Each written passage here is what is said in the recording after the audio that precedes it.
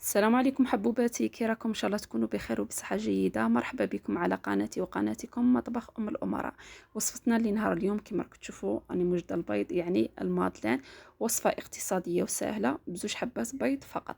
هنا بالنسبه للمقادير، هنا عندي زوج حبات بيض درجه حراره الغرفه، وعندي هنا رشه ملح اكيد وضروريه، ونخلطوا المكونات مع بعض.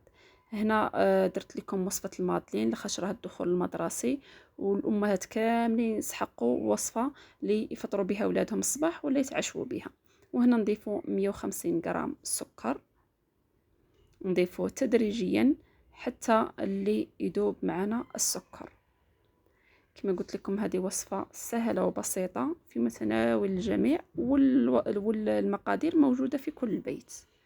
هاد الايام ان شاء الله غادي ندير لكم سلسله يعني تاع الوصفات السهله والبسيطه، واللي تقدروا تعتمدوها ايضا، يعني مده سيمانه هكا وانتم ما ديروا حتى حاجه، يعني كل شيء واجد عندكم في الدار تاع بنهار بصح السيمانه كامله وانتيا مرتاحه. كما راكم تشوفوا هنايا بعد ما داب عندي السكر مليح، نبداو هنايا نضيفو لافاني باش تدي لينا هذيك الزفوريه تاع البيض. لافاني هذه شابه بزاف، يعني كي تمشوا عند صحاب الكاطو قول لهم اعطوني لافاني تاع الليم، روعه البنات، خير من لافاني الاخرى العاديه. هنا بالميزان يعني هذه، واللي ما عندهاش معليش ديري قشور البرتقال ولا قشور الليمون يكفي. كما راكم تشوفوا هنا خلطت جميع المكونات مع بعض، ونبداو نضيفوا هنايا الزيت تدريجيا. بالنسبه للزيت عندي 80 مليلتر زيت، 80 مليلتر زيت.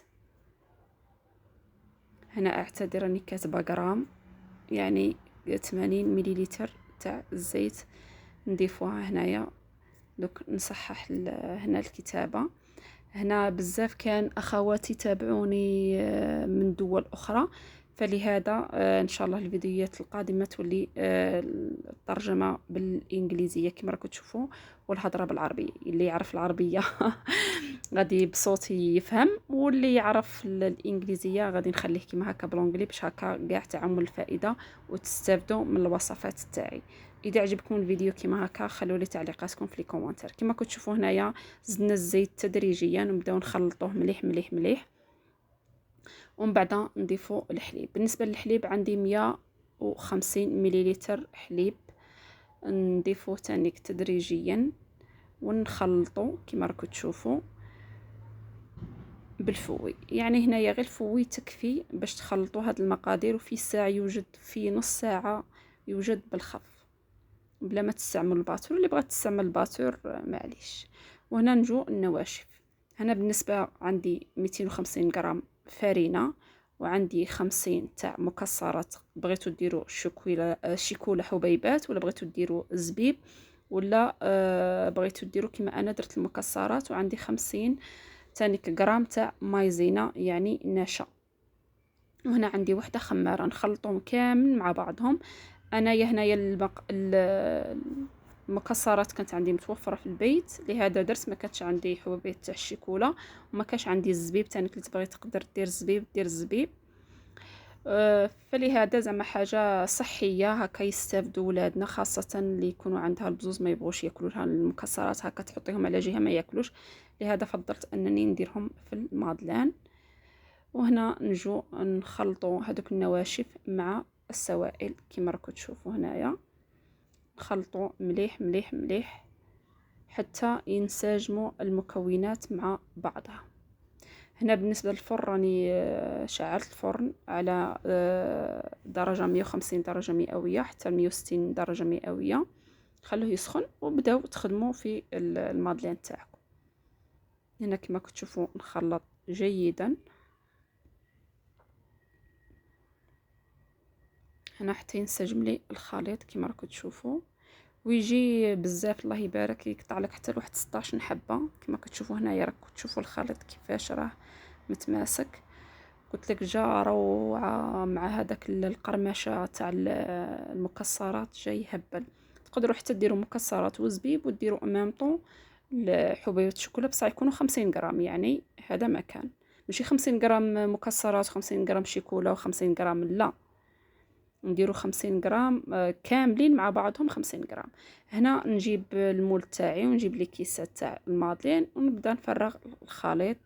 من الاحسن ما تعمروش بزاف، كيما انا ما عمرتهش بزاف، بغيته ما بغيتش بومبي لخاطرش باغيه نديره في اللمجه تاع ولدي يعني، وباش لابواط تبلع عليه هكا كي نحط حبه المادلين بغيتك شغل مسطح.